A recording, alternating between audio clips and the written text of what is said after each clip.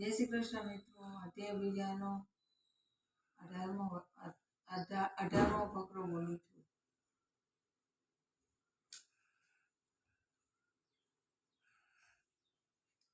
એ નાસિરિયત અપ્રિયમ નિત્યરૂપ જીવાત્મા આ સગડા શરીરને નાશવંત કહેવામાં આવે છે. માટે હે ભરતવંશી અર્જુન, તું યુદ્ધ કર.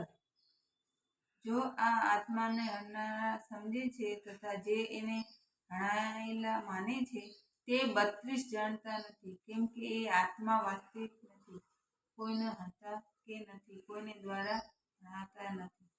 આ આત્મા કોઈ પણ કાળમાં જન્મ લેતા હોય એમ નથી, મરણ પામતા હોય એમ નથી, તેમને ઉત્પન્ન થઈને ફરીથી સત્તાવાન થતો હોય એમ નથી, કારણ કે તે અજ્ઞા, નિત્ય, શાશ્વત અને પુરાતન છે.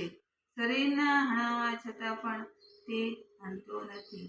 હે પાર્થ, જે પુરુષને આ આત્મા નાસિરિયત, નિત્ય, અજન તેમજ અવ્યય જાણે છે તે પુરુષ કઈ રીતે કોઈને હણાવે છે ને કઈ રીતે કોઈને હણે છે?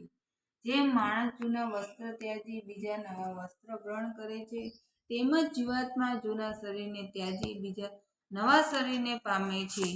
આ આત્માના શાસ્ત્ર છેદી શકતા નથી, આને અગ્નિ બાળી શકતા નથી, આને પાણી ઓગાળી શકતા નથી, અને પવન આને સુકાવી શકતો નથી, કેમ કે આત્મા અરચ્છન, અદહ, અકલેદ અને અશુદ્ધ તથા નિત્ય, સર્વવ્યાપી, અચર, સ્થિતિ તેમજ સનાતન છે. આ આત્માને વ્યક્ત, અચિંત અને વિકારતી કહેવાય છે. તેથી હે અર્જુન, આ આત્માને આ પ્રમાણે જાણીને તું શોક કરવાનું યોગ્ય નથી, એટલે કે તારે શોક કરવો ઉચિત નથી. અને જે તું આ આત્મા સદા જન્મ લેનારી તથા સદા મૃત્યુ પામનારી માનતો હોય તો પણ એ મહાભાગ આવી રીતે શોક કરવો તારા માટે યોગ્ય નથી, કેમ કે આ માન્યા મુજબ જન્મેલું મૃત્યુ નિશ્ચિત છે અને મરેલાનો જન્મ નિશ્ચિત છે. તેથી પણ આ ઉપાય વિનાના વિષય શોક કરવો તારા માટે યોગ્ય નથી. હે અર્જુન, સઘળા પ્રાણીઓને જન્મ પૂર્વ અપ્રગટ હતા અને મર્યા પછી પણ અપ્રગટ થઈ જનારા છે. કેવળ વચનગાળામાં જ પ્રગટ છે, તે પછી આવી સ્થિતિ શોક કરવાનો.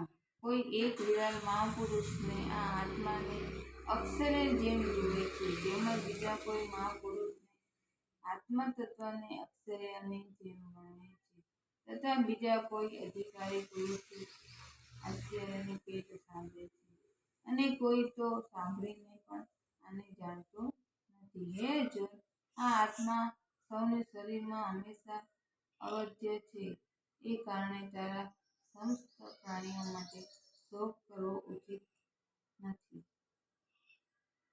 જેનો વધ ના કરી શકે.